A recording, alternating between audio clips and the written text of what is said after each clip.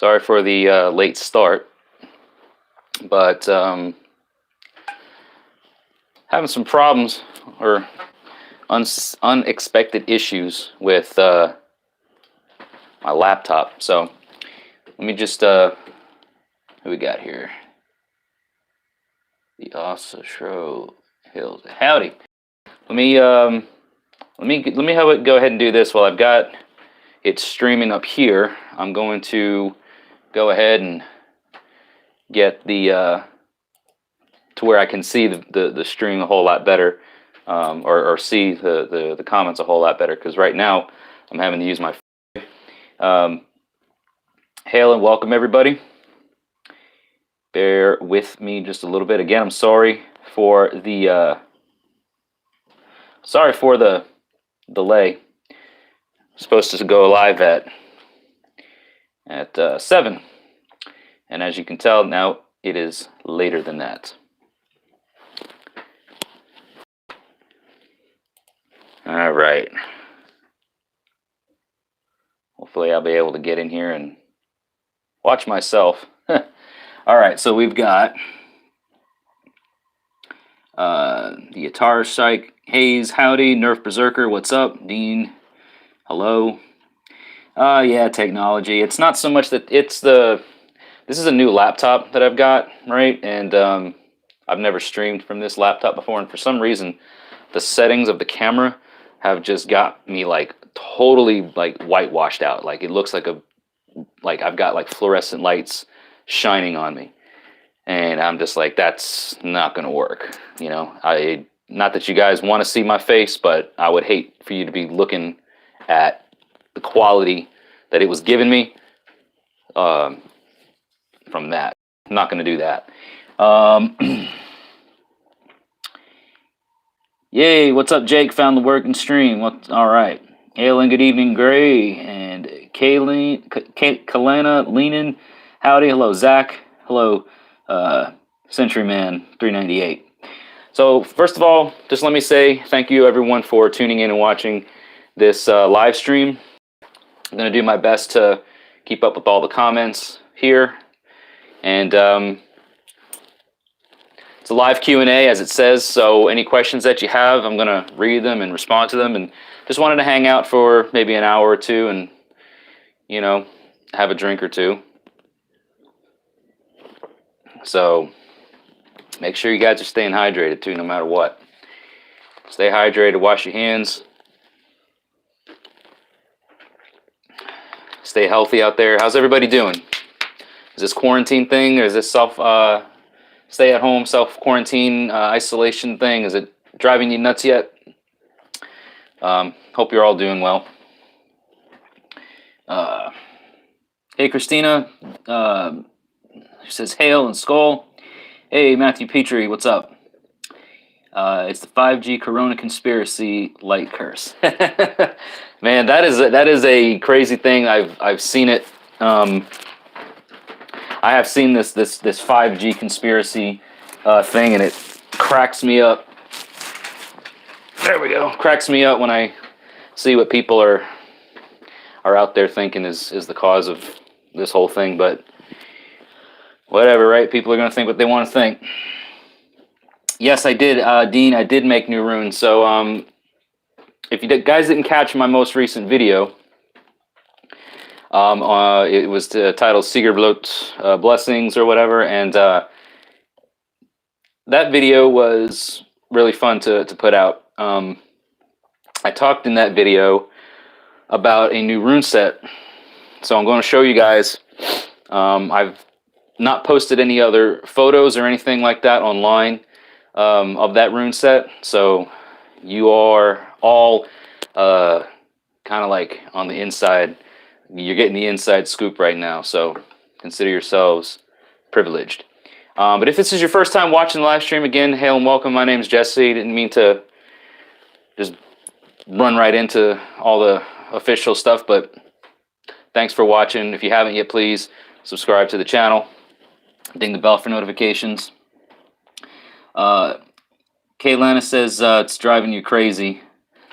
You had to move back home. Oh yeah, unable to move around. Yeah, it's nuts. Lots of time for meditation, like Dean says. You're right. All been on lockdown, and I kind of don't mind it. Believe it or not, I am somewhat of an introvert. I don't feel the need to have to like be around a whole lot, even though it's like a little bit getting out of my comfort zone to like socialize and stuff. I do well in social settings, but I don't like just feel the need like I have to. Um, so this part of things doesn't really ruin my day too much, thankfully. So hey there, North Switch. Good evening to you. So again, if you guys have any questions, shoot them my way. But anyways, going back to the video that I shot on, I guess it was the 7th, right? So just a couple nights ago, a few nights ago, it was a full moon, and it was like a super moon, right? The pink moon, and it was the night that I chose to kind of ring in the summer celebrations, the Sigurblot celebrations. That's the time when I was wanting to do it, is at that full moon, the Goa Monudur. The Goa Monudur, yeah, the Goa moon, or Goa month moon. And under that moon, I worked on a rune set, which I have here, that I'm going to be showing you. And I'm going to be offering it for sale. But this is a very unique and very special rune set, because I did a lot of things with this rune set that I don't normally do. Plus, it's also made at a very special time of year. So I'm going to go into some details when I show it all to you, or when I show this to everybody, about what makes it so special. Nerf Berserker. Have a question. Did I look at the books yet? No, actually, I haven't, sir. Believe it or not, as much time as I do have on my hands, I'm finding other things to do, and unfortunately, I haven't checked the books out yet. But thanks for reminding me. I'll definitely do that. Thank you, Christina. Appreciate your support. Yeah. Hey there, Flowers Mash. Sale auction style. I don't know if I want to do it auction style. You know what I mean? Like I don't want to I don't want to make people fight over it. Because it is so unique, I want to make it. It's going to be a little bit more than my normal rune sets that I make. I charge $20 for. This rune set is going to be a little bit more than that. Again, not to like price gouge or anything, but just because of what the nature of what went into making them. So without further ado, let me just go ahead and show you what we've got here. Okay. So they're made of birch, first of all, and as you can tell, it's kind of a small bag that they're going to be coming in. Usually the runes that I make from birch, the wood discs are a little bit larger in diameter, so these are small miniature size. You'll see as I show you. And they don't look too much different than the rest of the runes that I've done. Okay, but as you can see, just the size of them are smaller. All right, so I'm going to show you a few of them, and then on my on the Facebook page, it's probably going to mirror things a little bit differently here because of the camera. But yeah, you can tell. Once we get done with this live stream, I'm going to post pictures of the runes of this rune set on the Facebook page and over here in the community section of the channel. But again, these are birch. Okay, and the camera's flipping them, so they're probably facing. Oh no, they're not. They're not. It just looks like that to me. I'm looking at the live feedback of it, so we're good. We're good. There's Iowas, and here's Petro. So you get the gist, right? You can see the way I do them. And here's Raido. here's manas. Of course, all the 24 Elder Food Art runes are part of this set.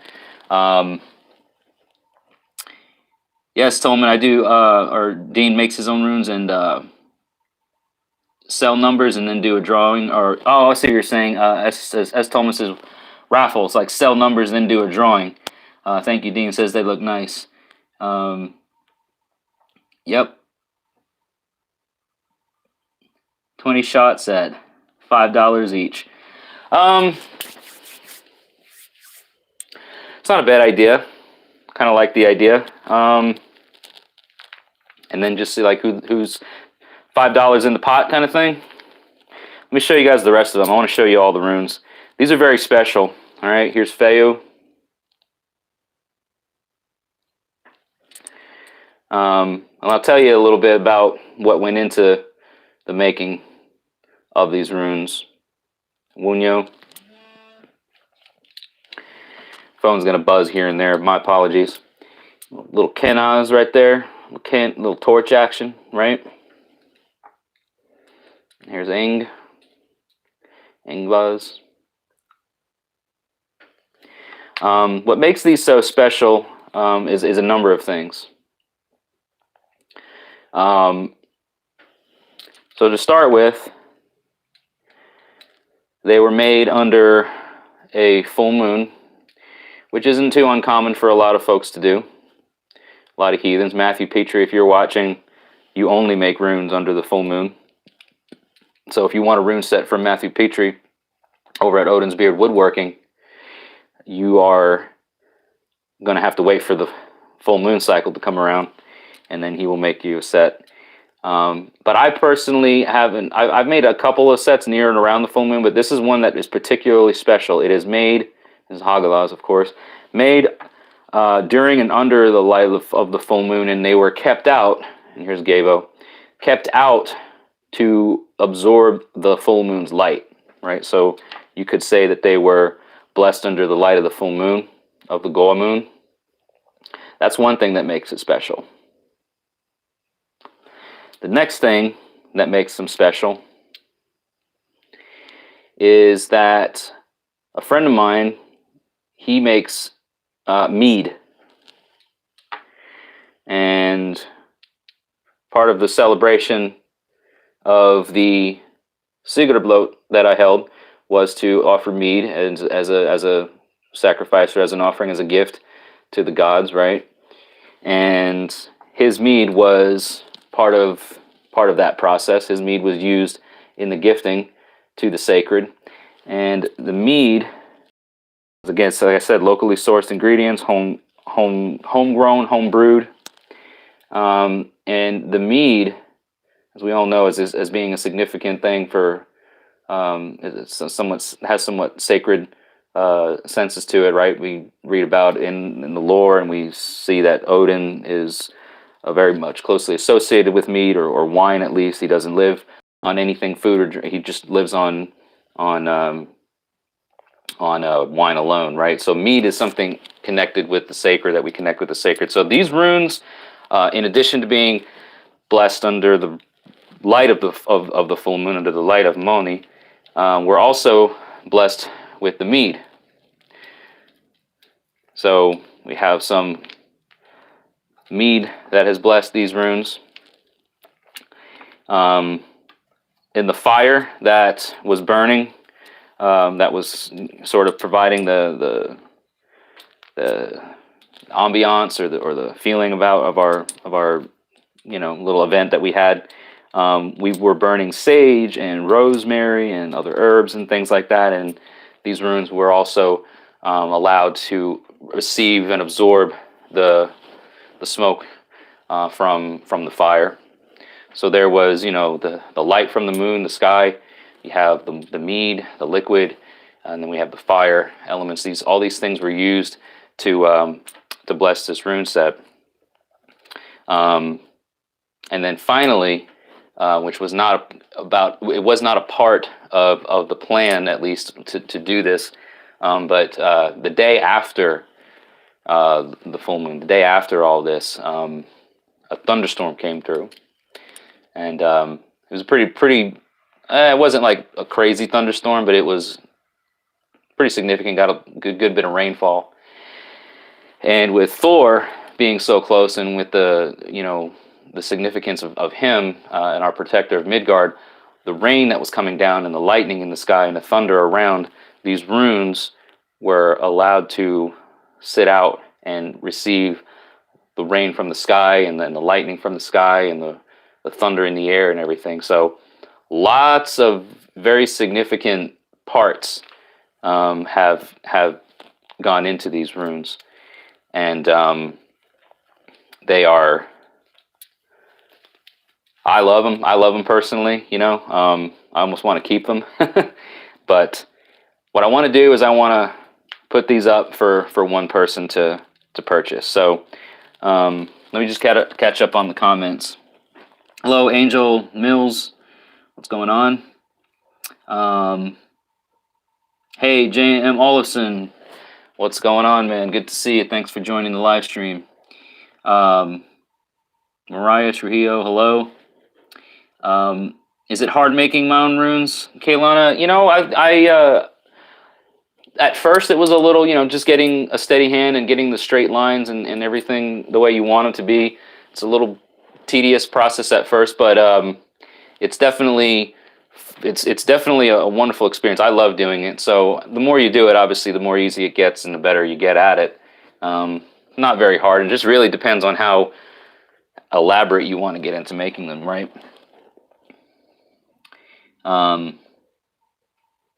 Blessed by Thor, exactly. Matthew wants them more now. Using the earth and clay for making rune sets, that's awesome. I have made rune sets only from a small number of things, just wood, and I do want to eventually making rune sets out of stone.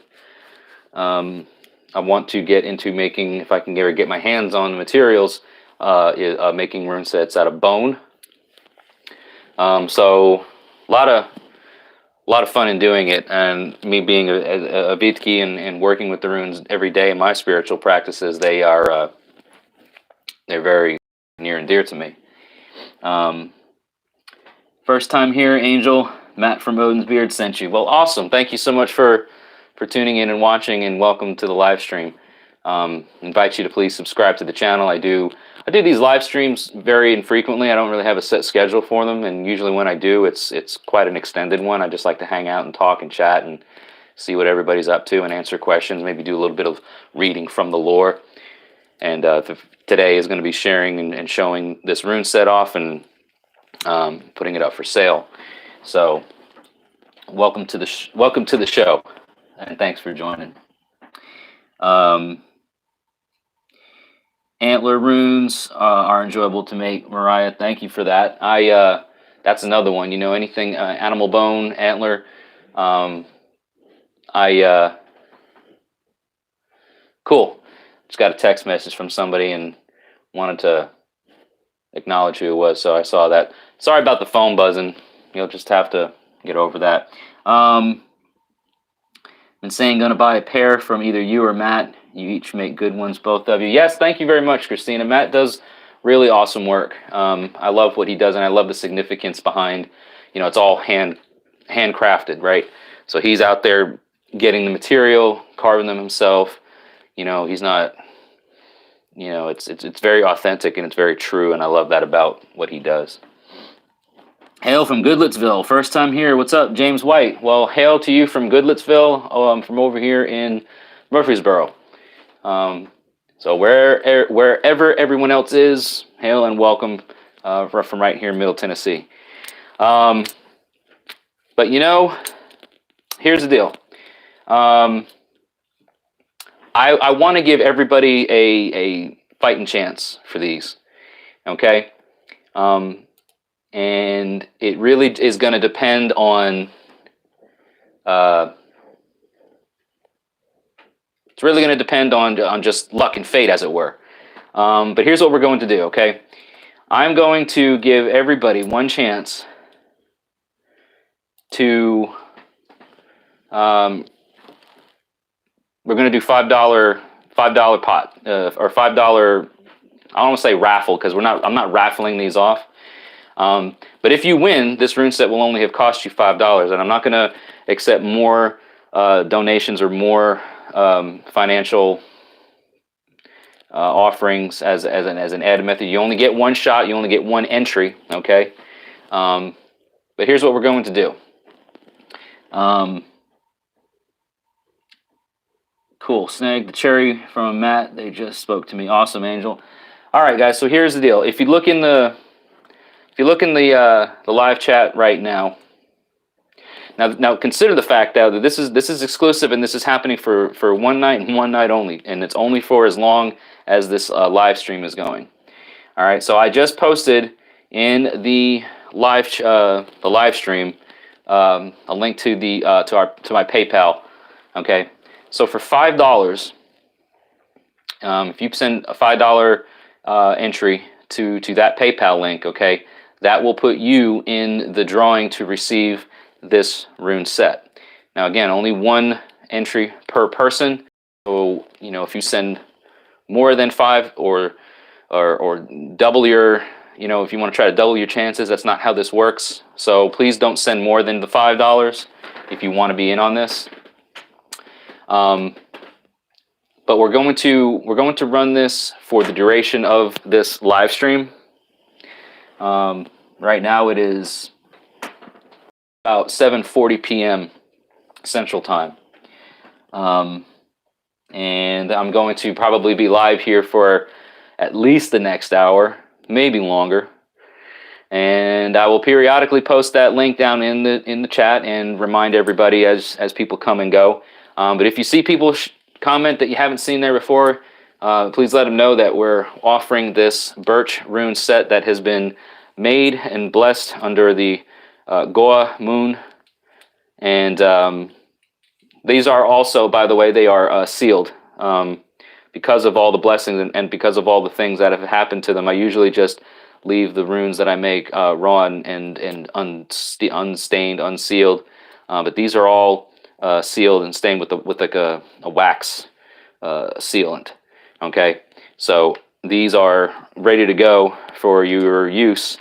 And yeah, so for $5 only, you can be entered into get this. And so what I'll do then is after that $5 is entered and after that $5 is received at the end of the live stream, I will tally up who I've got, who put the entries in, and we'll do a random drawing. We'll do like a random number generation thing. I'll probably like post a video or something on Facebook about it, and share it all with you here. Do just like a random number drawing, and whatever your number is. So if there's, let's just say there's 10 people or 5 people or however many people end up doing this, pick a random number between 1 and that and number, and whatever that number is, if you have that name assigned to your number, you know how it goes. Well, you're the winner, and you're the one that gets this rune set. So I hope that makes sense, guys. I hope that makes sense. Let me know if you have any questions. But working a cow skull, says Nerf Berserker. Antlers, smells like cheesy feet. Oh man, yeah. Texas and Amarillo, what's up, Kaylana? Yeah, safety first. Janet King, hello. Connection lagged for you just as you spoke. So Janet, if you're just joining, this rune set that I've got here, that I've showed everybody thus far, is a birch rune set that I made under the last full moon. Okay, and these are blessed under the light of the full moon with locally sourced mead from my good friend, as well as rain from the thunderstorm that came through the day after I did all that. There's smoke and fire that went into the blessing of these as well. So the air, the water, the liquid, the fire, the rain, all that kind of stuff is a part of this.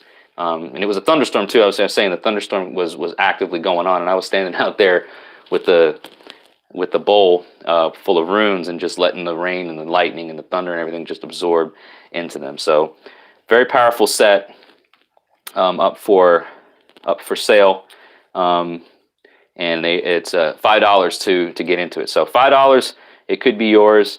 Go ahead and send a email. Sorry, not an email, but the PayPal is. Let me just post it again since you were just joining. But the $5 entry could get you the rune set. So good luck to everybody, and thanks for the support. We're going to give this a shot, see if this is something that will work for getting this rune set into the hands of one lucky person. And if that fails, we'll just do it the old-fashioned way and just put a price tag on it and see where it goes from there. So I thought this would be a fun way to get people engaged and involved. It was actually a really great idea by, who was it? I think was it S. Tolman?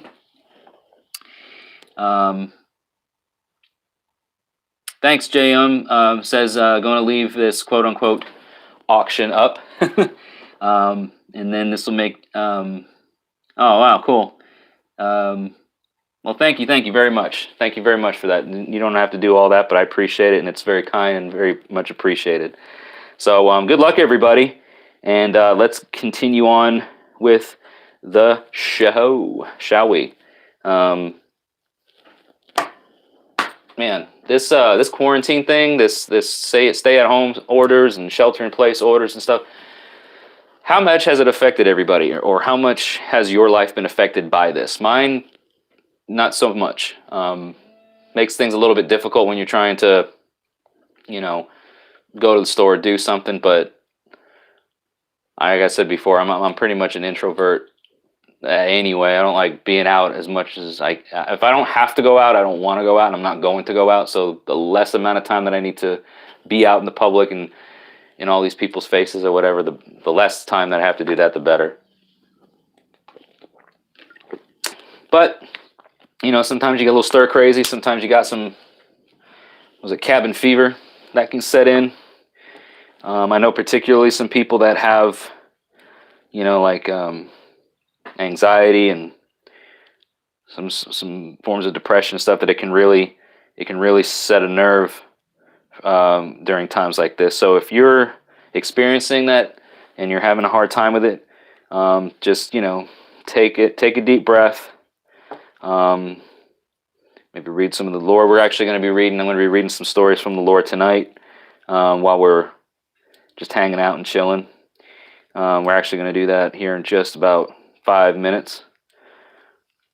And what I'm trying to do right now is I'm actually just trying to tie this one end of this bag up, but one of the knots came undone, and no biggie. I can fix it, but I'm not going to worry about it right now, because otherwise I will be lost in that thing. So let's see. Let's do this.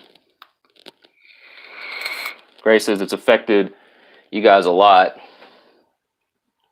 Wife is a nanny, can't do the job. Yeah, I get that. Any of these daycare workers or in-home providers and stuff that they don't want you around a lot of people. So unless you're deemed an essential worker, right? If you're in, which I thought healthcare or caregiving would fall into that category, but maybe not in all cases. Without that essential worker paperwork or category that you fall under, you're pretty much told to just cop a squat somewhere and don't go out unless you absolutely have to. Thank you, everyone. If you give me just a second, I'm not going to keep an eye on the incoming stuff for the PayPal, but I do appreciate whoever and whatever you're doing. Again, as a reminder, 1 entry per person. Please don't think that you're going to get an added chance at getting this set if you choose to donate more or whatever. It's not what this is about. I just want to make this fair for everybody. So $5 is all it takes, and the best of luck to everyone. Has it changed for you, Mariah? Well, that's good. I'm sorry to hear that you had to move back into a abusive situation there, Kaylana. I hope you stay safe and healthy. I really hate to hear that for you. So I hope that whatever happens can change for the Please stay safe out there. All right, ladies and gentlemen, let me redirect some attention to, you guys have seen this before, hopefully, if you've been on any of the live streams lately. When I say lately, I mean within the last month or so. This is a book that I've read from a few different times. The really cool thing about this book is, aside from it coming from a very good friend of mine, my tribal brother, and Dingo out there, that's who he is. He's Dingo. He had this book in his family, and had this book in his family, and he chose to gift it to me on my birthday this past year. And for those of you that haven't seen, I'm going to show you guys, if it will, maybe the lighting might not get it, but if you guys can tell, you see that date there? Yep, Dingo Reed, J.M. Olson, yep.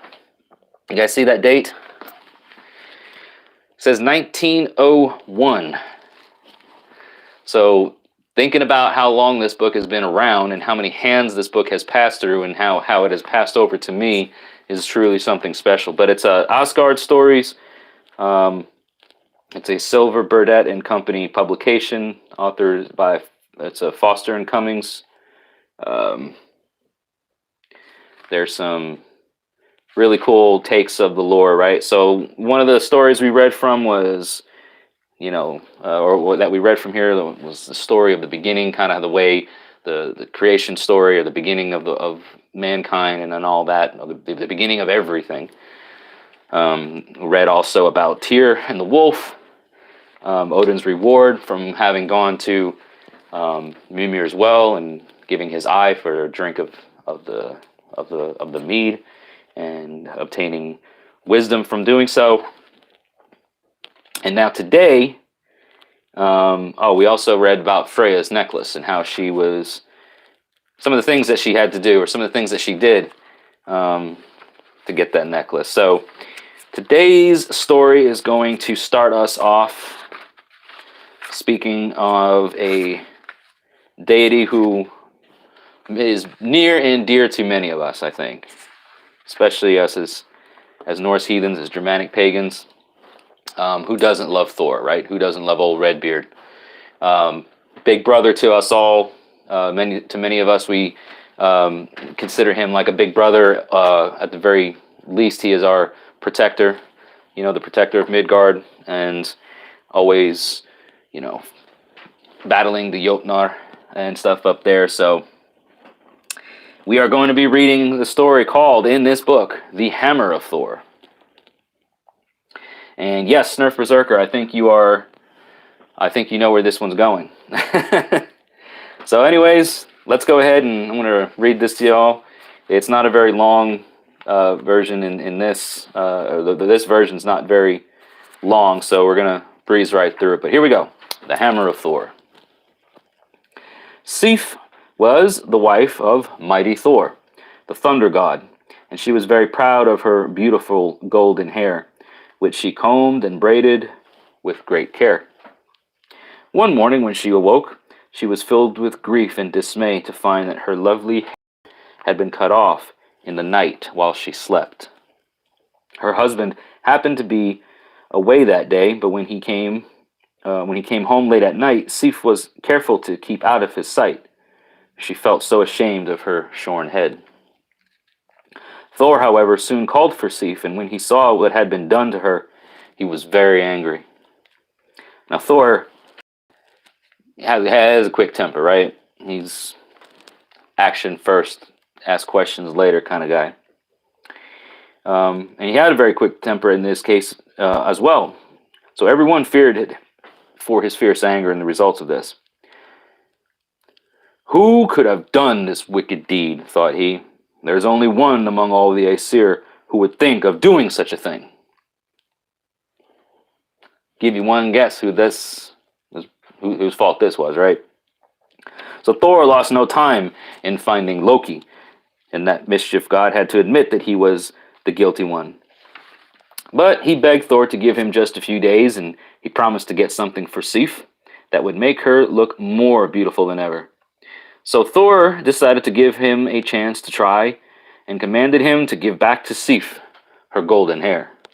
Now, Loki knew a place where some wonderful workmen lived.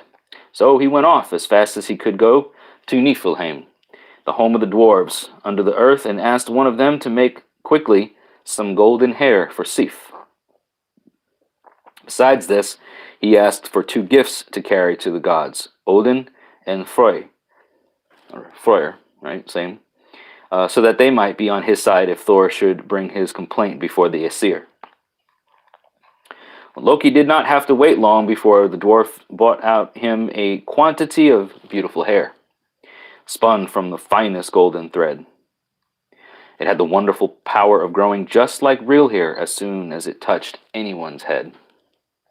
Besides this, there was a spear for Odin, which never missed its aim, no matter how far it was thrown, and for Freyr, a ship that could sail through the air as well as the sea.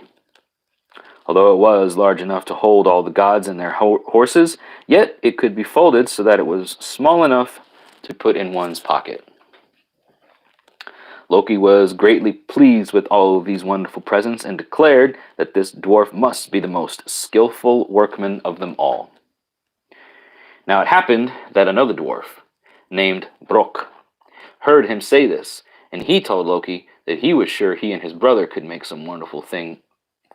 more wonderful things than these. Well, Loki did not believe that this could be done, but he told Brok to try his skill.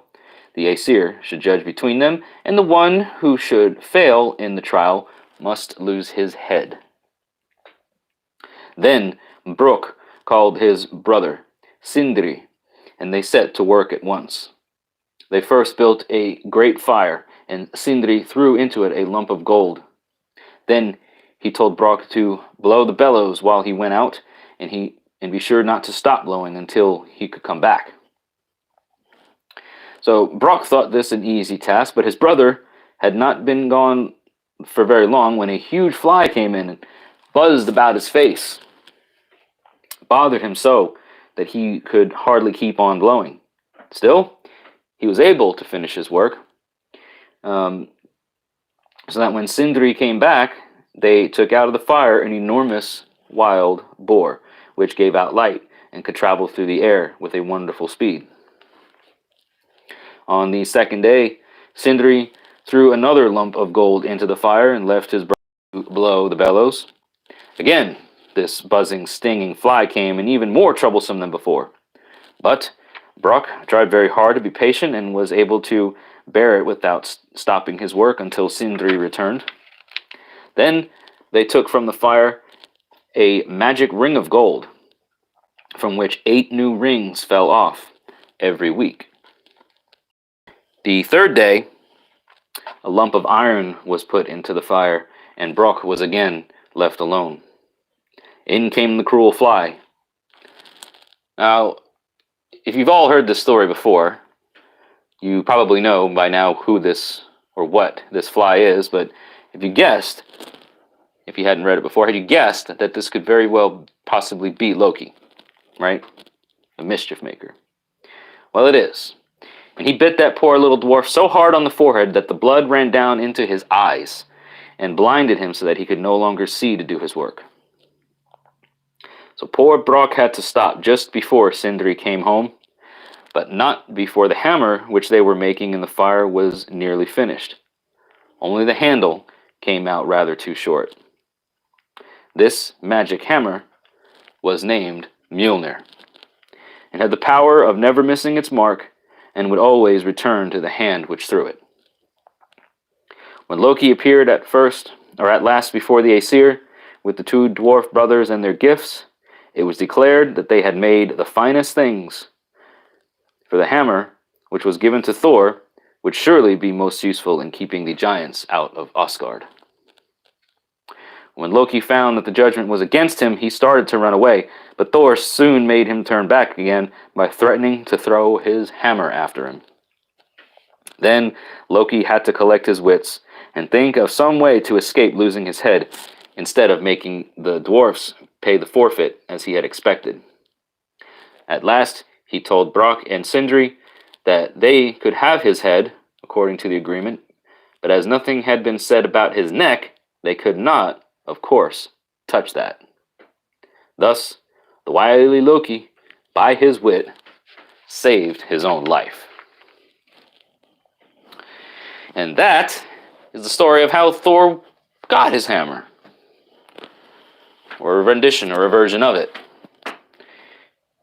Kind of Loki's fault. In so many ways.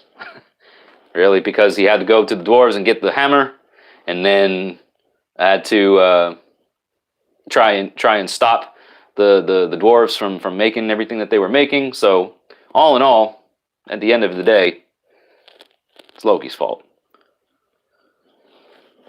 So I hope you all enjoyed that. We get caught up with some of the comments here. Let's see. All right, Nerf. I see you have a question here, so give me just a minute to read this. Nerf Berserker says, I have just been looking through my notes on the 9 worlds as I'm making a record of my learning for my kids. One thing I would like to know is whether you would use Svartalheim or Nidavellir. Nidavellir, sorry. Well, let me see here. Trying to remember. It's been a while since I actually looked at like the cosmology of the tree and where the various realms were. You know, like what contained. You got so many things that are contained in like hell, right? You have Helheim, Hell's Hall there. You have, you know, I want to say Niflheim is part of it. It's been a while since I've looked at the cosmology of it all. Yeah, I'll let some people comment on that while I look into it a little bit more. And love the Thor stories. Grandmother's maiden name was Tugas, which comes down from the line from Norway, from the Torgard family, which is awesome. Norse pagan Kalana, awesome. He can't take Gandalf and Dumbledore. Doombley, what? He can take Gandalf and Doombley. Okay. All right. Angel says, new to Norse lore, but I could still see that fly was being Loki. Yeah, I hate the Hellhounds. K. Dean, what's up? It's a doozy of a question. That's why you're stuck. So, let's take a look, right? Norse 9 realms. I have to... There's a few, you know, Asgard, of course, or I have Asgard, of course. You've got Midgard. You've got Alfheim. You've got Helheim, Niflheim, Muspelheim. Now. Oh, of course, Jotunheim, right? The obvious ones. Vanaheim.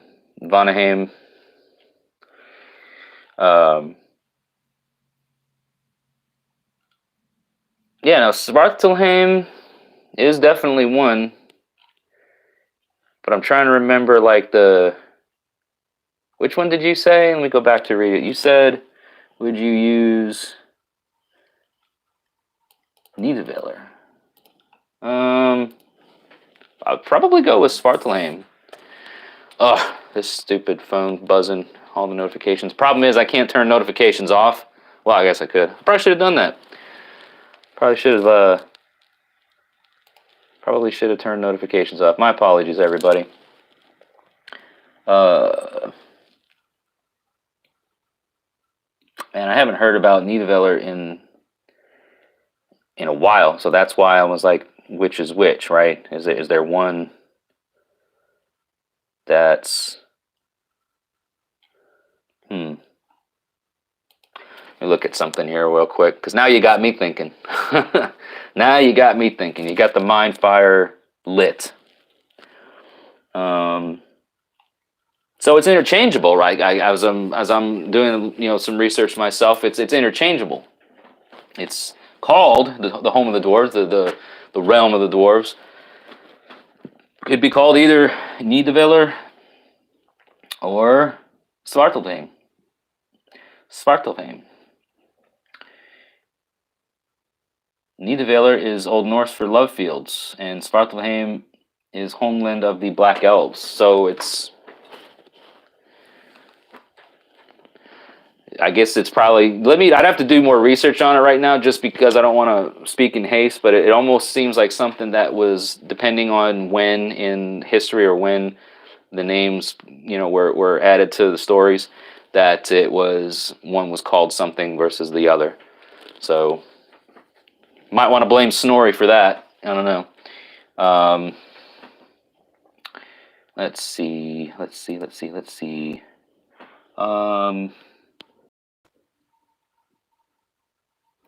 Okay. Yeah, so anyway, there's a short answer for you. I don't know if that did any good, but it gives me something to think about, gives me something to research, so I'll definitely look more into it. Yeah.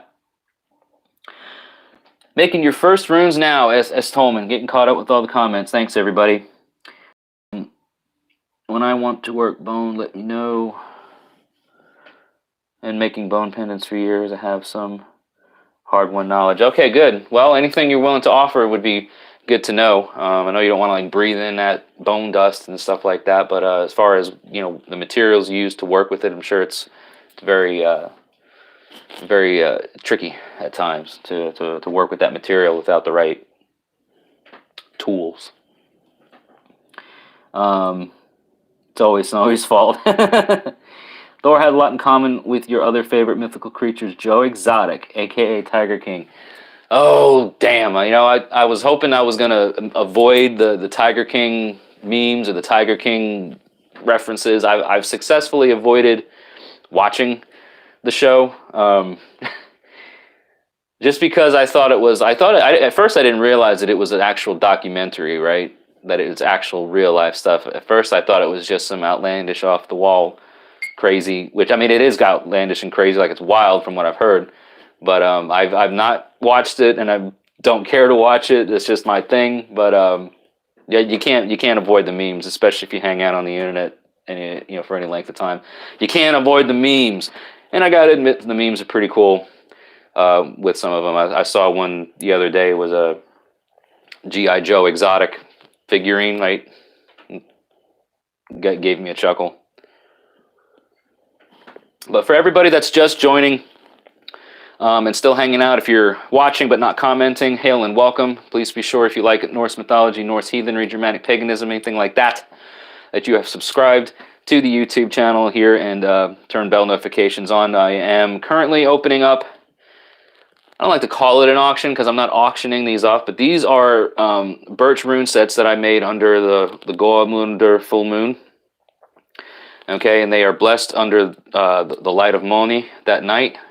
Very special full moon for the celebration of Sigurblot, the welcoming of summer, the first day of the summer months, and at least in historical heathenry, or some would argue, but it changes year to year what dates are when, or what dates certain holidays, what dates they fall on. But it's historically accepted, at least, that the Goa Monitor, this month's moon, is the moon cycle that would start the summer months. So anyway, these runes that I'm showing you right here are birch, and they were made and blessed under the light of that moon, beautiful full moon that night, a couple nights ago, blessed with some locally sourced mead, and then the night after that. So all this happened on the night of April 7th, and then the night of April 8th, a great big thunderstorm come through. Thor rolled through and made his presence known, and the thunder, the lightning, the rain, and everything were added to these. The runes were in this bloat bowl that I have here, and the rain and stuff, they were absorbed into the runes. So these are sealed now. Currently, this is a rune set that, like I said, I haven't done anything like this to a rune set that I've made before. So if you're interested in these runes, all you have to do is, I will put it down here in the chat again for those that are just coming by, is send a $5 $5, what do you call it, donation to my PayPal. $5 kind of enters you in to the drawing. Please don't send more than just the $5, because if you send more, it's not going to get you into the drawing. It's not going to give you any extra added chances, is basically what it is. I want this to be a fair thing for everybody that's watching. And then at the end of this live stream, I'm going to check to see how many people did that, and count them all up, and then we're going to come back and do like a random number generator thing. So every person will have a number assigned to them, and then we will do a random number drawing. So if there's 5 people that do it, we'll do 1 through 5 and pick a random number, and if it's however many people there are, that's just going to be the random number that's going to be chosen, and that person will have successfully obtained this special rune set, which again, like I said, is very unique, very special. Not something that I have more than one of these, and it's very unique. So there's that. All right, let's see here. Cool, making hanging bind runes on oak while watching. Well, that's awesome.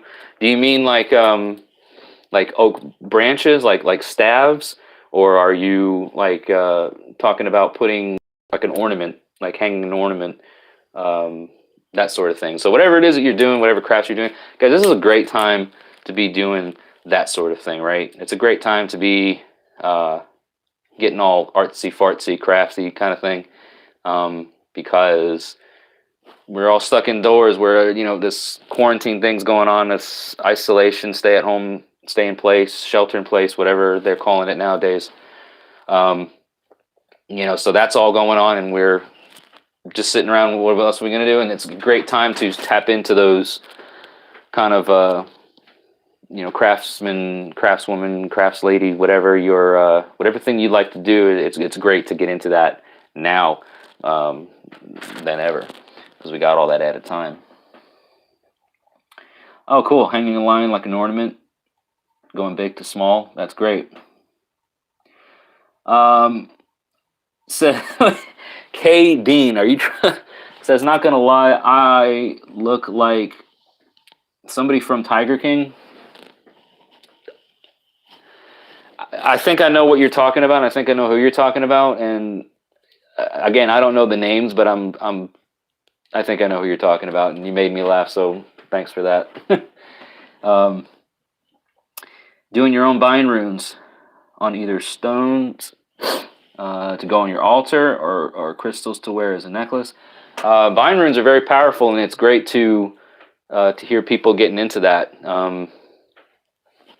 I've seen a lot of people ask about the nature of bind runes and what's a good bind rune for, luck, or what's a good bind rune for success, or what's a good bind rune for love, or what's a good, like a lot of people think that there has to be something that's specific for any situation, or a specific bind rune for that situation. And I always lean to tell people that no, the bind rune has to mean something special to the person who's doing it, the binding of it.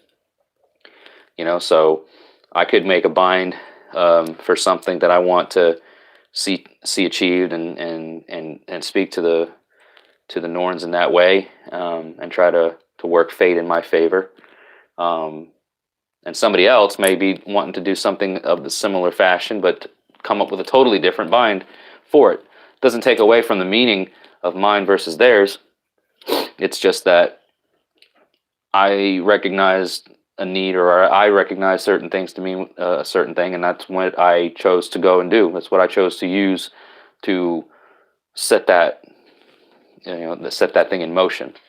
The next person who wants to do something similar or close to it could come up with something totally different. It's really not right or wrong. So, hail from New Mexico. Hail and welcome, everybody. Hail and welcome to you. Who's over there in New Mexico? New Mexican Nightmare. It's been a while. I remember seeing you pop up in a few of the live chats, so welcome back. Who else has an Instagram account for their makings? Thanks for sharing, guys. Yeah, if you have an Instagram handle, or if you have an Etsy store or anything, guys, drop it down in the live stream, guys. Let's get to get supported. You know, I want people to keep their hands busy, because busy hands means busy minds, and yeah, in times like this, that's kind of what is needed. We need to stay busy. We need to stay focused on something instead of being pulled in all different directions from the craziness that's out there in the media. New Mexican Nightmare, it has been too long. I'm not sure if you caught it or not. Got a rune set up for, I hate using the term auction, right? Because I'm not sitting here auctioning it off, but it's like a raffle almost, but not really even that. So for $5, if you donate $5 to the channel through PayPal, you are entered in to receive this specially blessed birch rune set, which was made under the full moon a couple nights ago, and then also blessed with some locally sourced mead, and then a thunderstorm that came through. The rain and the thunder and the lightning also were absorbed into these runes. So for $5, if you donate to the channel, to PayPal, enters you into a chance to obtain these runes, and but only one entry per person is what I'm telling everybody. So if you're just joining, I'm gonna re-add the PayPal link down here for you. So check that out if that's something that you're interested in. So let's read another story from the lore, shall we? New Mexican Nightmare, you joined just in time. Janet King caught it, right? Playing an 8-strand belt for a mouse. Let's do another story. I agree. It's story time. Norse lore story time. Say that 3 times. Norse lore story time. Norse lore story time. Norse lore story time. Boy. Okay. So, in keeping with the theme, we just read about Thor's hammer and how it came to be, which was a neat and fun story. Blaming Loki for the problems that he has. So we're going to keep going on in that theme, and we're going to hear about a wonderful journey that our big brother and our great friend old Redbeard went on. One of my favorite stories of the lore, actually. So this story is called, quite simply, Thor's Wonderful Journey, and it starts with this. One morning, Thor asked Loki, the fire god, if he would like to go forth with him to Midgard, the stronghold of the giants, where he was going to try with his mighty hammer to conquer those fierce enemies of Asgard. Loki was glad to go with him, and the 2 gods started forth in Thor's chariot, drawn by 2 goats. Thor often went on a journey, so the dwellers in Asgard did not wonder to see him getting ready for a long drive. As Thor and Loki drove along, the heavy chariot rattled and made the thunder echo among the hills. People in our world, down below in Midgard, heard the rumblings and said, "What a heavy thunderstorm! How the thunder rumbles and crashes." Toward evening, the travelers stopped at a peasant's hut, and Thor, alighting from his chariot, went to the door of the house to ask shelter for the night. "I will gladly give you a room, but I have no food in the house," said the man who opened the door. "Oh, never mind that," said Thor. "I will provide the food." So Thor and Loki stopped for the night at the peasant's hut. They found the family within, the man, his wife, and 2 children, a boy and a girl. All looked on in great surprise to see Thor kill his 2 goats and cook them for the evening meal. "Eat all you wish of the meat," said Thor, "but be careful not to break any of the bones. Throw them all into the 2 skins which I have spread upon the floor." Now the boy, whose name was Thialfi, wondered why Thor should do this, and as he happened to have a piece of the leg bone, he thought there could be no harm in breaking it open. to get out some of the soft marrow to eat. Thor was just then talking to Loki and did not notice what had been done, but next morning the boy learned a lesson that he never forgot. When Thor was ready to start off again the next day, he held his magic hammer over the skins in which lay the bones, and then all at once the goats became whole again, and stood there just the same as before, except that one of them limped with his hind leg. Then the young boy Thjalfi knew why Thor had told him not to break the bones. At first, when he saw Thor's angry face and how he grasped his hammer, the boy was frightened and wanted to run away. But soon he remembered it would be cowardly to do this. So he went to Thor and asked his forgiveness. Now the mighty thunder god, though often angry, was always just and kind. After scolding the boy as he deserved, he freely forgave him and said that he and his sister might go along with Loki and himself on their journey.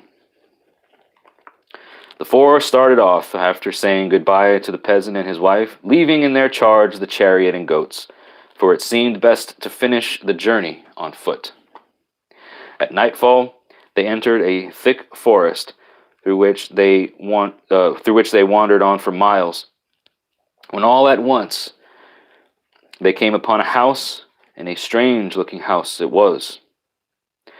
The wide front door opened into a big room. At the left was a small room, and just opposite the front door were 4 long, narrow rooms. It's cool because I'll show you guys inside the book here the illustrations that come on. Here's a illustration in here of the chariot that Thor and Loki are riding across the sky. So that's pretty cool. All right, moving on. The travelers wondered to find a house in the depth of a forest, but they were glad to have shelter for the night, and all lay down for a good rest. Soon after midnight they were awakened by groans and strange sounds, and the earth itself began to tremble. Thor sent his companions into the farthest room, grasped his hammer, and stood on guard by the door. At daybreak, he started forth to find out what had caused the noise. He had not gone far when he came upon a huge giant lying on the ground asleep, and Thor found that he was making the earth tremble with his snoring, which must have been the sound they had heard in the night. While Thor was looking at the giant, he awoke and spake to the god. "Ho ho! I think you little fellow must be Thor, of whom I have often heard. But really, I did not think you were quite so small. Now the sun is up and I must be off, but where is my other glove? Oh, here it is, on the ground." And the giant stooped and picked up his glove, which was the very house in which our 4 travelers had spent the night, with the big front door where the hand went in, the thumb for the one side room, and the 4 narrow finger rooms opposite the door. "If you are going my way, you may come along with me," said the giant. So they journeyed together for one day, but even mighty Thor could keep up with the giant's long strides. When night came, the giant stopped under a large oak tree and said, "I am going to sleep. You may eat your supper if you wish. Here is a bag full of things."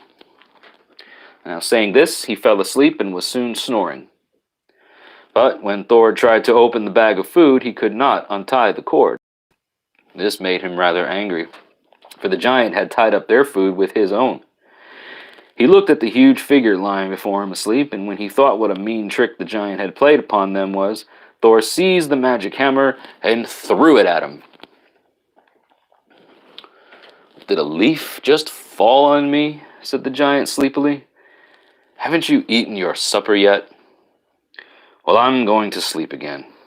And soon he was snoring louder than ever.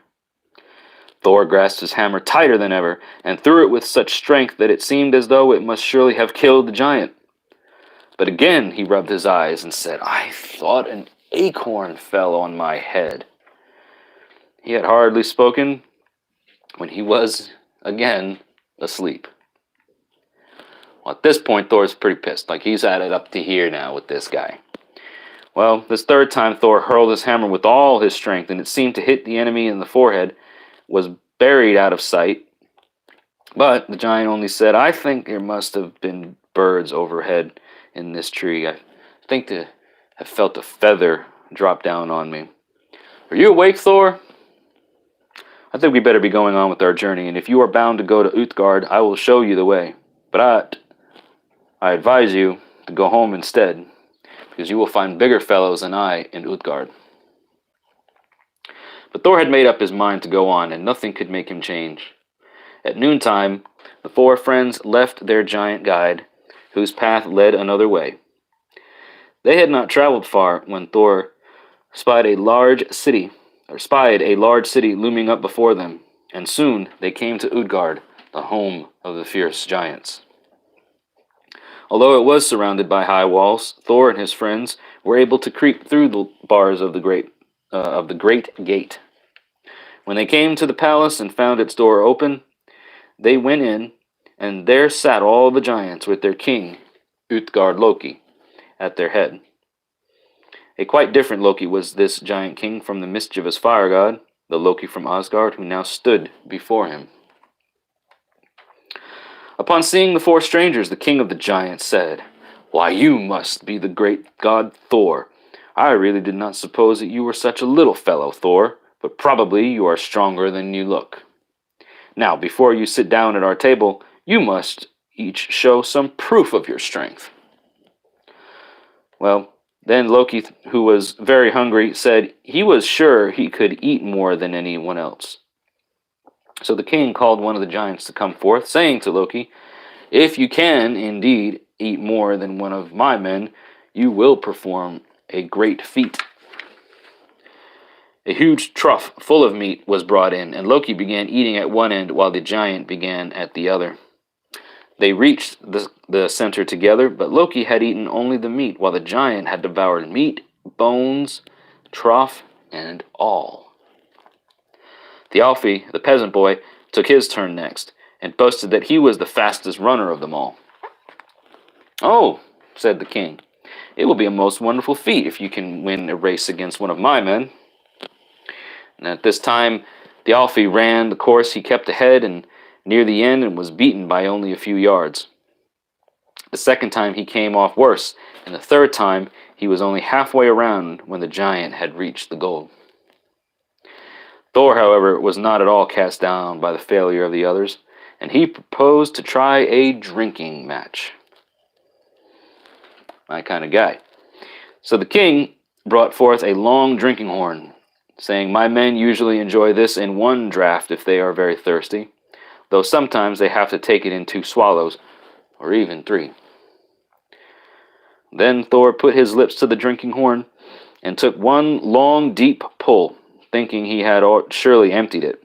But to his surprise, the water had lowered only a few inches. Again he lifted the horn, feeling sure he would empty it this time, yet he did no better than before. When the king said, "You have left a great deal for your last drink." Well, here we go again, right? Thor feels like he's being bested, and he's not too happy about that, so as angry as he gets, it was no use. He just couldn't empty the horn. "So, you are not as strong as you seemed after all," laughed the king. "You care to try anything else?" "Oh, certainly, anything you like," said Thor. "Well," said the king, "I will give you something easy this time, since I see you are not as strong as I expected. You may try to lift this cat from the floor. It would be mere child's play for one of my men." Thor put out his hand to lift the cat, but he could raise only one paw, though he used all of his strength. "Well, it is no more than I expected," said the king. "You boast of your strength, but you do not show it to me." By this time, Thor was getting very angry, and he spoke fiercely. "I will challenge any one of you to fight with me." Well, the king looked about the hall to find someone small enough to wrestle with Thor. Then he said, "All my men are too large. I shall have to send for one of the women." So a bent old woman came hobbling in, and Thor thought it would be to overcome her. But the longer they wrestled, the stronger the old woman became, And at last, when it was plain that she was going to win, and Thor had been thrown down upon the floor, the king called for them to stop. Thor and his friends were then invited to sit down at the feast, and the next morning, after a good breakfast, they started on their journey homeward. Utgard Loki, the giant king, went with them to the city gates, and when he was about to leave them, said, "Do you find it as easy as you expected to overthrow the giants?" "No," said Thor, who was too honest to hide his shame. "I am vexed that I have done so little, and I know that after this failure you will all laugh at my weakness." "Well, no, indeed," replied the king. "Since you are now well outside our stronghold, I will tell you the truth about what you saw there, and I will take good care not to let you get it again. You have greatly surprised us all, for we did not dream that you were so strong, and I have had to use magic to hold out against you. When you met the first giant in the forest, you would have killed him with your hammer if he had not put a mountain between himself and you. Loki was a wonderful eater, but he matched him against fire. But we matched him against fire, and who can devour more than fire? The boy was a swift runner, and I had to make him race against thought in order to beat him. What can be swifter than thought? The horn from which you drank was the ocean, and you took such a mighty draught that the people in Midgard saw the tide ebb. It was really not a cat you tried to lift, but the Midgard serpent, and you pulled him so far that we feared he would let go his hold. Then you wrestled with old age, and who is there that can overcome old age?" With these words, the giant king vanished, and Thor, upon looking around, saw the city of Utgard was also gone. Then silently, but with many thoughts of these strange things, Thor and Loki, with the boy and the girl, made their way back to Asgard. And there we have it, folks, the wonderful journey of Thor to Utgard Loki and all of the amazing happenings and stuff. It's one of my favorite stories. Any rendition of it that I read, it's always a good read to me. I thoroughly enjoy it. So thank you all for watching and listening as we've read a few stories from the lore and read it from a really old source. I say really old, I mean comparatively speaking. But this book has been in a friend of mine's family for over 100 years. All right, let's read some comments here. Let's see here. Entered in the raffle, Christina. Thank you. Thank you very much. Good luck. Hey, Patrick Walsh, and welcome. Thanks for watching. You are here a little late, but that's okay because we are running mini marathon here. You know, I got a little bit of a late start, so it's all good. We catch up to the comments, and then we will talk about stuff that people missed that are just joining.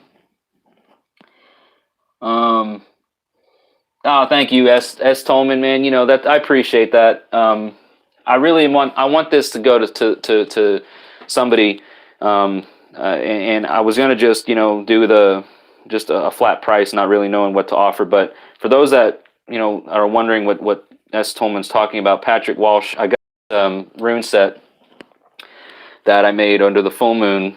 I've talked about it several times. For everybody that's listened thus far, you're bored of hearing it by now. I apologize, but this rune set is birch. It's a mini birch rune set, right?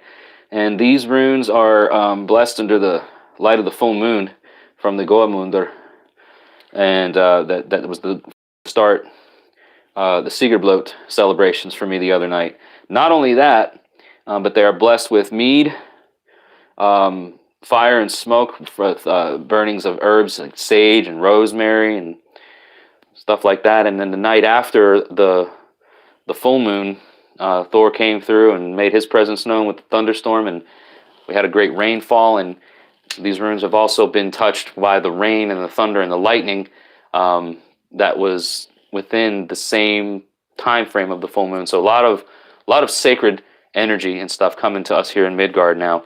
But so anyways, how to get the how to potentially get this rune set is it's a $5 donation via PayPal, which I have once again linked, so you don't have to scroll through the comments or look through the live chat to find it.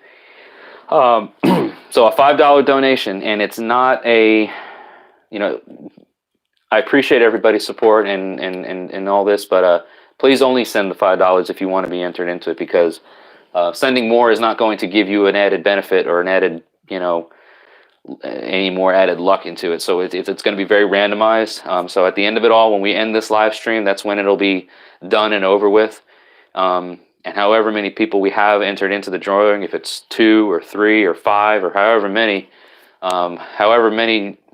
we get, we're going to assign a number to each person, you know, and do a random number generator thing, and whoever's number pops up next to that name gets the rune set. So again, it's just a $5 donation via PayPal.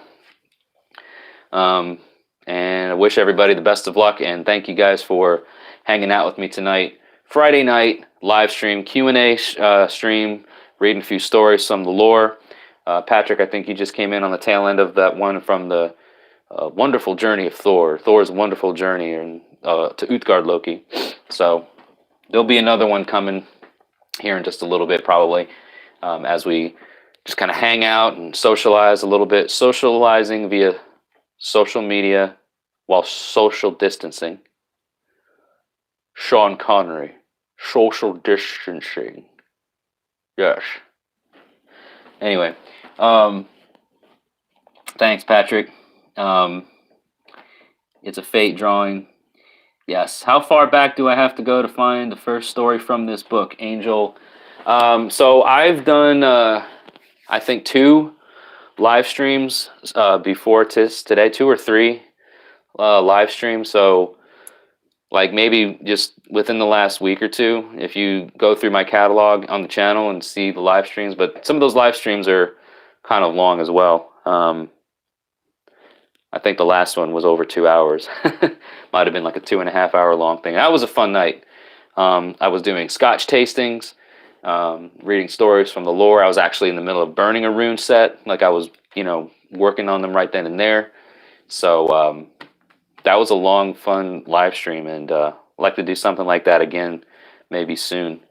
But the time flies, right? The time flies so quickly when you're talking to engaging folks and reading these awesome stories and getting to think about, you know, the inspiration of this all, and time just seems to fly by. Like I remember thinking like, wow, it's been 2 hours already. Like I really need to jump off of here and let people go back to their day-to-day lives.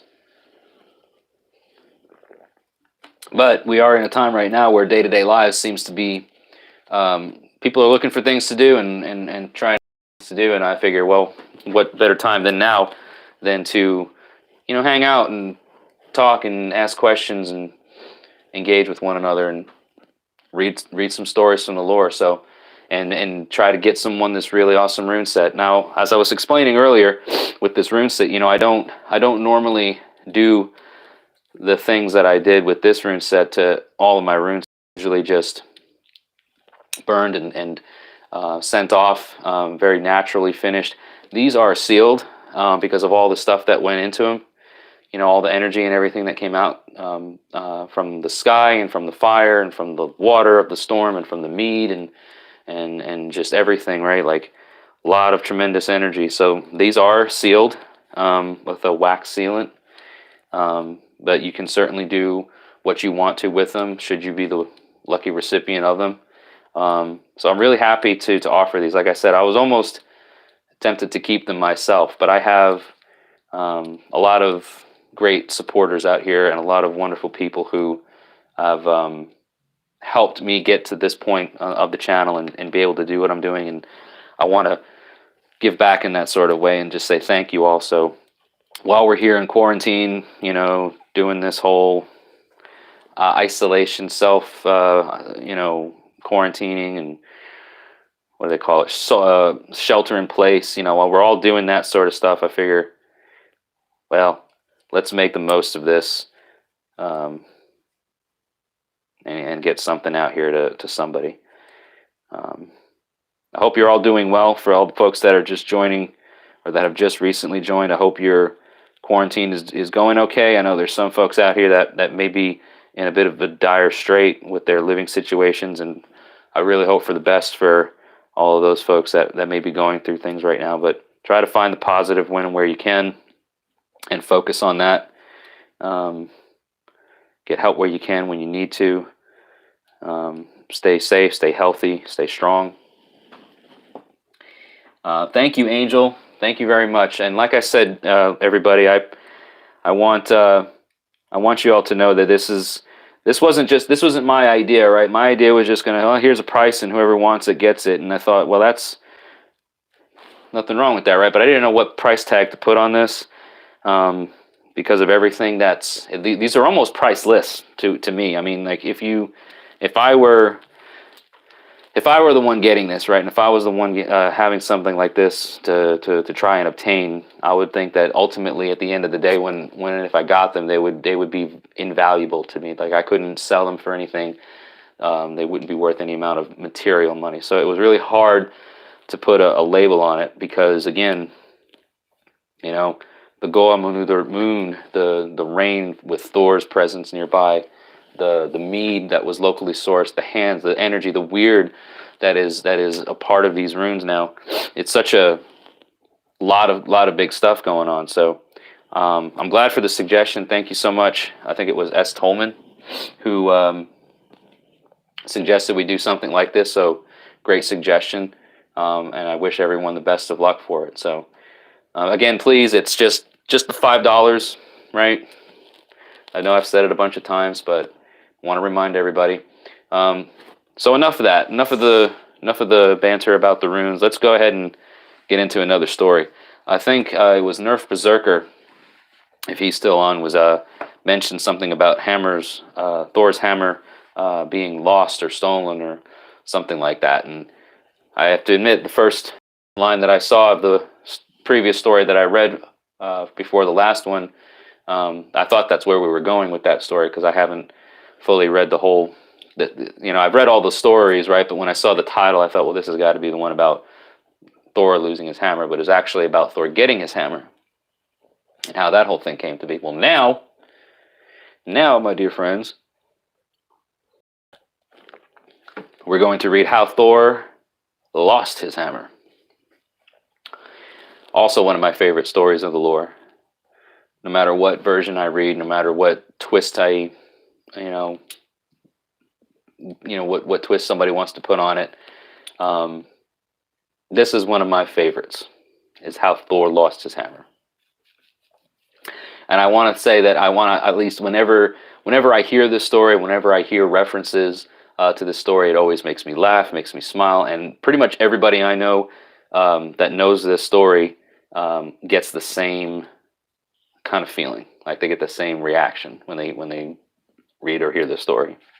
So without further ado, let's get into how Thor lost his hammer. And then I'll read some more of the comments. "Come, Loki, are you ready? My goats are eager to be off," cried Thor as he sprang into his chariot, and away they went, thundering over the hills. All day long they journeyed, and at night they lay down to rest by the side of a brook. When Balder, the bright sun god, awoke them in the morning, the first thing Thor did was to reach out for Mjolnir, his magic hammer, which he had carefully laid by his side the night before. "Why, Loki!" cried he. "Alas, my hammer is gone. Those evil frost giants must have stolen it from me while I slept. How shall we hold Asgard against them without my hammer? They will surely take our stronghold." "We must go quickly and find it," replied Loki. "Let us ask Freya to lend us her falcon garment." Now the goddess, Freya, had a wonderful garment made of falcon feathers. As you may suppose, this was sometimes a very useful thing. So Thor and Loki went quickly back to Asgard and drove with all speed to Freya's palace, where they found her sitting amongst her maidens. Asgard is in great danger, said Thor, and we have come to you, fair goddess, to ask if you will lend us your falcon garment, for my hammer has been carried off, and we must go in search of it. Surely, answered Freya, I would lend you my falcon cloak, even if it were made of gold and silver. Then Loki quickly dressed himself in Freya's garments, and flew away to the land of the frost giants, where he found himself there a king making collars of gold for his dogs, and combing his horses. As Loki came near, he stood up and said, Ah, Loki, how fare the mighty gods in Asgard? Well, replied Loki, the Aesir are in great trouble, actually, and I am sent to fetch the hammer of Thor. And do you think I am going to be foolish enough to give it back to you after I have had all the trouble of getting it into my power? Said the king. I have buried it deep, deep down in the earth, and there is only one way by which you can get it. You must bring me the goddess Freya to be my wife. Well, Loki did not know what to say to this, for he felt sure that Freya would never be willing to go away from Asgard to live amongst the fierce giants. But as he saw no choice of getting there, he flew back to Asgard to see what could be done. Thor is anxiously pacing back and forth, where's my hammer, right? Anxiously looking out for him. What news do you bring, Loki? He cried. Have you brought my hammer back again? Loki says, well, no, unfortunately not. Alas, no, I bring only a message from the giant king. He will not give up your hammer unless you persuade Freya to marry him. And everybody's looking around going, what? Can you imagine, like, record scratch, like, and everybody's looking, right? And Freya's like, so this is me right now, and this is my life. Yeah, so it's... Thor and Loki went together to Freya's palace, and the fair goddess greeted them kindly. But when she heard their errand and found they wished her to marry the cruel giant, she was very angry and said to Thor, you should not have been so careless for us to lose your hammer. It is all your fault that it is gone, and I will never marry that giant to help you get it again. Can't blame her, right? Here's a picture of that old brute, that old giant, that old Jotnar, that old Jotun. Look at him. Who would want to marry that? I wouldn't. Freya wouldn't. All right. So Thor now is in a predicament. He went to go tell Odin about the whole thing.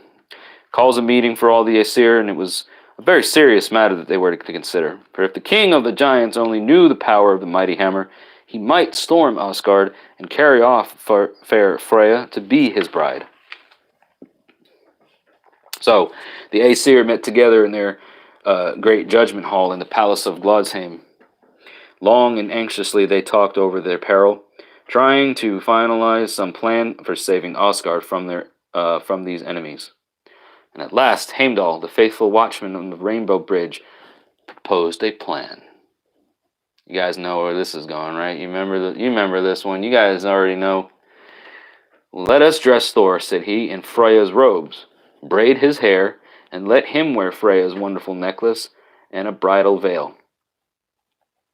No, indeed, cried Thor angrily. You would still laugh at me in a woman's dress. I will do no such thing. We must find some other way. But when no other way could be found, at last Thor was persuaded to try Heimdall's plan, and the Aesir went to work to dress the mighty thunder god like a bride. He was the tallest of them all, and of course he looked very queer to them in his woman's clothes. But he would be small enough beside a giant. Then they dressed Loki to look like the bride's waiting maid, and the two set off for Utgard, the stronghold of the giants. When the giant king saw them coming, he bade his servants make ready the wedding feast, and invited all his giant subjects to come and celebrate his marriage with the lovely goddess Freya. So the wedding party sat down to the feast, and Thor, who was always a good eater, ate 1 ox and 8 salmon, and drank 3 casks of mead. The king watched him greatly, surprised to see a woman eat so much, and said, Where hast thou been, such a hungry bride? But the watchful Loki, who stood nearby as the bride's waiting maid, whispered to the king's ear, 8 nights has Freya fasted and would take no food, so anxious was she to be your bride. This pleased the giant, and he went toward Thor, saying he must kiss his fair bride. But when he lifted the bridal veil, such a gleam of light shot in Thor's eyes that the king started back and asked why Freya's eyes were so sharp. Again, Loki replied, for 8 nights the fair Freya has not slept, so greatly did she long to reach here. This again pleased the king, and he said, now let the hammer be brought and given to the bride, for the hour has come for our marriage. All the time Thor was so eager to get his treasure back that he could hardly keep still, and if it had not been for what the wily Loki said, he might have been found out too soon. But at last the precious hammer was brought and handed to the bride, as was always the custom at weddings. And as soon as Thor grasped it in his hand, he threw off his woman's robes and stood out before the astonished giants. Then did the mighty Thunderer sweep down his foes, and many of the cruel frost giants were slain. Once more, the sacred city of Asgard was saved from danger, for Thor was its defender, and he was careful never again to let his magic hammer be taken from him. Besides the hammer, Thor had 2 other precious things. His belt of strength, which doubled his power when he tightened it, and his iron glove, which he put on when he was going to throw the hammer. I am the god Thor. I am the war god. I am the Thunderer. Here in my Northland, my fastness and fortress, reign I forever. Here amid icebergs rule I the nations. This is my hammer. Mjolnir the mighty, giants and sorcerers cannot withstand it. These are the gauntlets wherewith I wield it and hurl it afar off. This is my girdle. Whenever I brace it, strength is redoubled. And that, my friends, is the story of how Thor lost and successfully reclaimed Mjolnir. One of my favorite stories. Again, I say that about a lot of the stuff from lore, but if it has to do with Thor, I'm like, my dude, you know?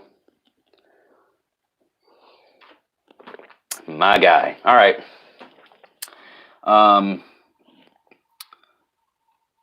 Hey, thanks, Patrick. Let's see here. Is there a certain material that I prefer to work with for rune crafting? It's a great question. I actually work with birch and driftwood, and I don't really prefer one over the other. They do end up looking different.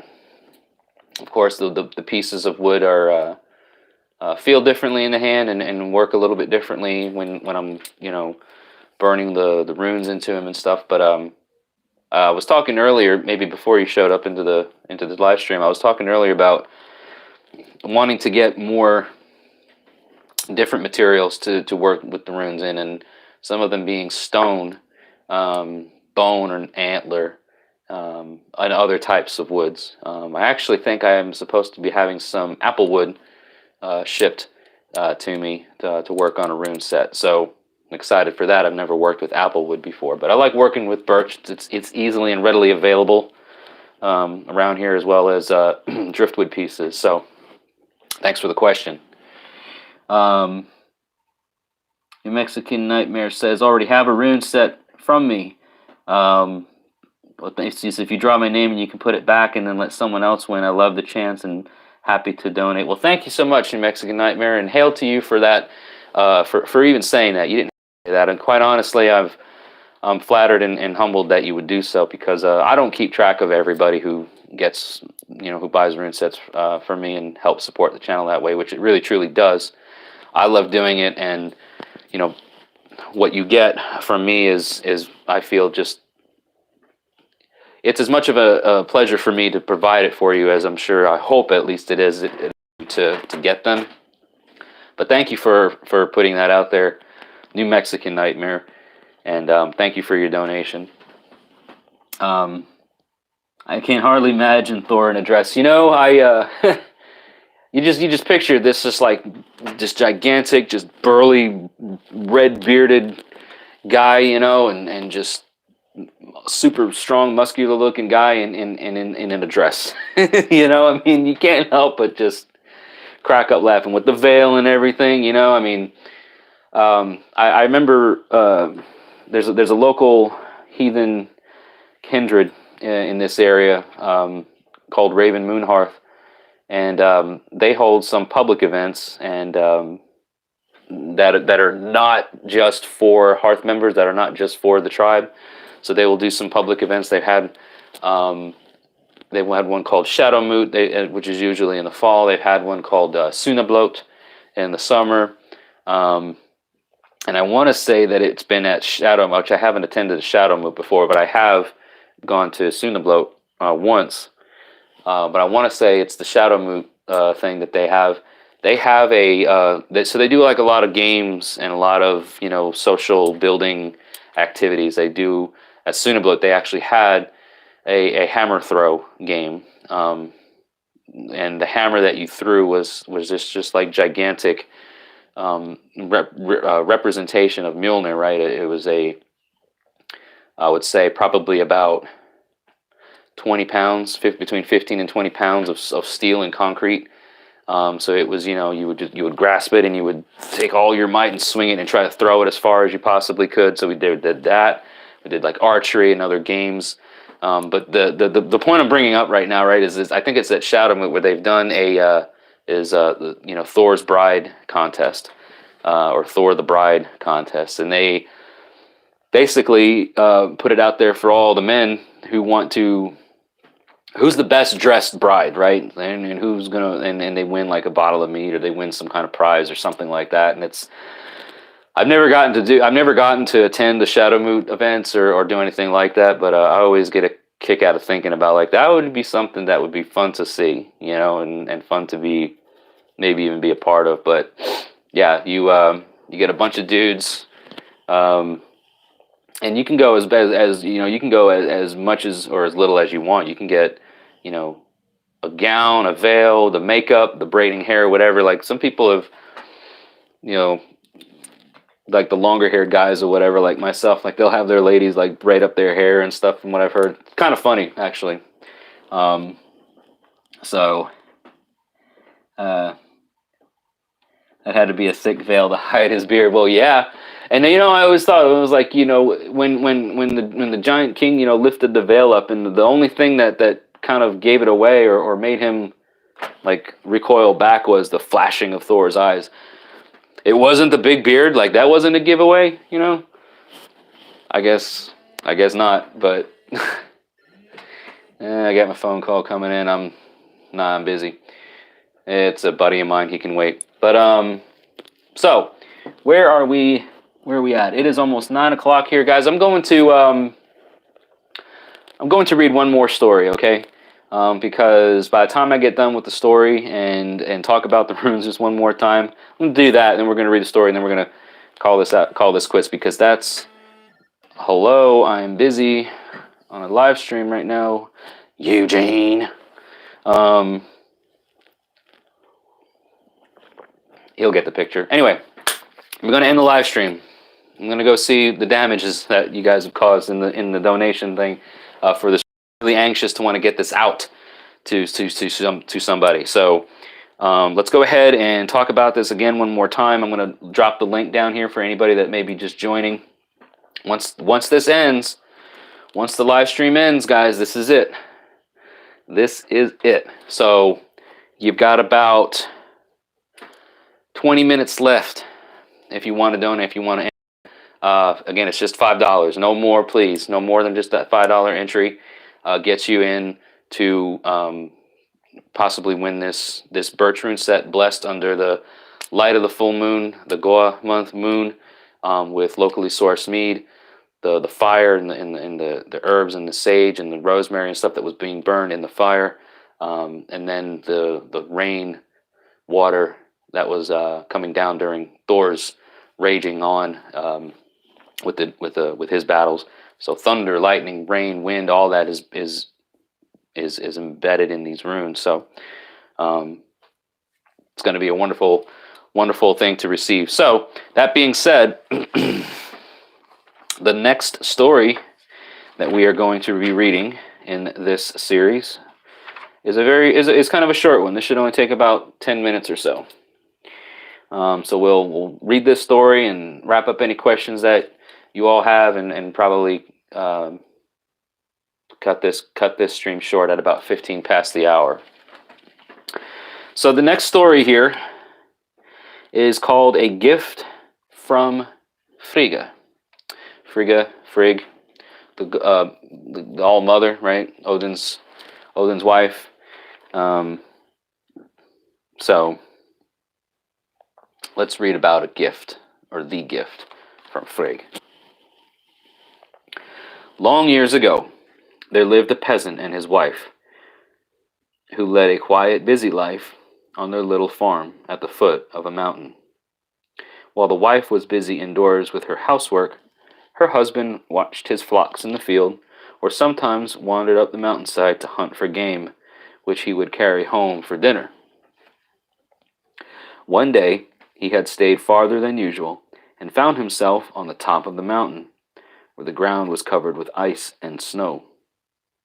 All at once, he came upon a high arched doorway opening into a great glacier, and he passed through to see whither it might lead. The passageway widened out into a wonderful cavern like a broad hall, sparkling with precious stones and long, shining stalactites that looked like icicles of marble. In the midst stood a beautiful goddess, surrounded by fair maidens, all dressed in silvery robes and crowned with flowers. The shepherd was so overcome by the wonder of this sight that he sank upon his knees. Then the goddess stretched forth her hands and gave him her blessing, telling him to choose whatever he wished to carry home from the cavern. The man was no longer afraid when he heard her kind voice speaking to him, so he looked about, and at last humbly asked to have the pretty blue flowers which the fair one held in her hand. The lovely goddess, Frigga, or Holda, as the German people called her, smiled kindly, and told the poor shepherd he had made a wise choice. She gave him her bunch of blue flowers with a measure of seed, saying to him, "You will live and be prosperous so long as the flowers do not fade." The peasant bowed thankfully before the goddess, and when he rose, she had vanished, and he was alone on the mountainside just as usual, with no cavern, no sparkling stones, and no fair maidens to be seen. If it had not been for the pretty blue flowers and the measure of seed in his hand, he would have thought it all a dream. He hurried homeward to tell his wife, who was angry when she heard the story, for she thought he made such a foolish choice. "How much better it would have been," said she, "if you had brought home some of those precious stones you tell about, which are worth money, instead of these good-for-nothing flowers." The poor man bore her angry words quietly, and made the best of what he had. He went to work at once to sow his seeds, which he found, to his surprise, were enough to plant several fields. Every morning, before he led his flock to pasture, and on his way home at night, he watched the little green shoots growing in the fields.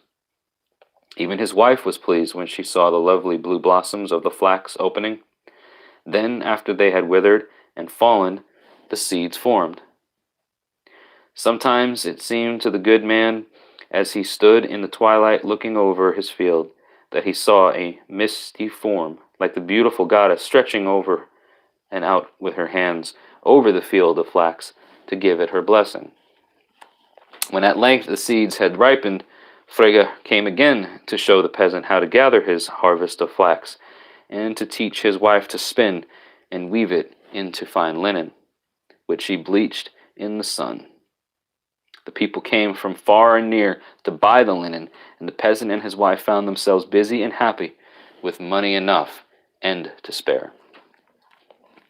When they had lived many years and were growing old among their children and grandchildren, the peasant noticed one day that the bunch of blue flowers given to him so many years before, and which had always kept bright, were beginning to fade. Then he knew he had not much longer to stay. He climbed slowly up the mountainside and found the door of the cavern open. A second time he went in, and the kind goddess Frigga took the peasant by the hand and led him away to stay with her, where she always took care of him. Frigga was the queen of the gods, and she helped her husband Odin govern the world. It was her part to look after the children and help the mothers take care of their families. And that is a really, I think, important and very timely story to end this this live stream session on, ladies and gentlemen, because of the climate of the world right now. We're all stuck at home. A lot of us are at home on quarantine or shelter-in-place orders, and those of us who have children and families that we stay with, not just ourselves, but it's a good time, I think, to honor Frigg and honor a goddess who is over the hearth and home. This is a valuable story too. I think it bears a lot of weight to think about that wealth doesn't always come in the ways that you think it should. It's not always just about getting the big payout, right, or the big paycheck, or that really big new promotion, or whatever it might be. Sometimes wealth is accumulated over time, and it's done through hard work. And wealth doesn't mean always just money. It means wholesomeness. It means success. It means a lot of different things than just money. And I think that right now, with the time that we're in, when money may be short and money may be tight, wealth doesn't mean that we're not wealthy in the long run. So I hope everybody is gonna take away from this some sort of value. I hope you guys have enjoyed it thus far. I do want to thank everyone who has supported Midgard Musings throughout the last couple years now, a little over 2 years that I've been doing this, and seeing where I've come, with the content that I upload, and the way the videos get put out here, and the way it's been, from what it used to be and what it is now. Like, it's grown and become something so much more than what I ever thought it would be. So I appreciate all of your involvement with it, because without you, I wouldn't be doing what I'm doing. Just being straight with you, right? I wouldn't be if I didn't have anybody to talk to. Why even bother talking to the camera, right? So I'm glad that there's value to all of this, and I'm glad that you guys are enjoying it. Thank you, Janet. Really appreciate the kind words. So like I said, folks, once this live stream is over, I think I'm probably going to thinking the best way to do this, where everybody will see it. I will. So here's the deal. I'm gonna shut the live stream down, okay? But I'm going to give this until tomorrow, because I realize that some people are going to see this video that aren't in the live streams, or some people are going to see it after the fact. They're going to see the recorded version of this live stream, so they're not going to be seeing it in real time. So hopefully they've watched the whole thing, right? And we're going to just give everybody the fairest chance. So I'm going to give this 24 hours. So after 24 hours, I will go and see how many people have entered in through their donations. And I will do a video recording of the randomly generated names and numbers that are associated with that, so that you'll see it in real time, that I'm not, favoring anybody. It's going to be totally randomized, and I'm going to video record it all and show you guys exactly, what the process is. And then put it up here for you all to see, and then whoever wins the winner, you can reach out to me, or I can reach out to you. We'll figure all that part out, but that's going to be the process, okay? We're going to give this till 9 p.m. Central Time tomorrow, Saturday. We're going to give this a full 24 hours to sit on the platform and allow people to do this if they want to, if they're not watching it live right now. Give everyone the best chance and the best opportunity to get this. So I hope you all have enjoyed the readings tonight and found some value in it. I enjoyed being here with you. Sorry again for the late start, but we did do a pretty good 2-hour long stream. Guys, check these runes out one more time. These could be yours for just a $5 donation. So the best of luck to everybody. Looking forward to this next video. I'll talk real quick about that. The next YouTube video that should be going up on Sunday. I just finished a series, right, of the parts of self. The the Haminya, the Figya, the Hog and the Homer, or the Hug and the Homer. Those various parts of oneself. Some other people were asking, or somebody was asking about some of the gifts of Odin, or like the breath and some of the things like that. Is that part of self? And I thought, well, let me just do a quick video on those things. So that's going to be, the gifts of Odin is going to be the subject of the next video, and how I think it applies to us now as heathens in modern time. So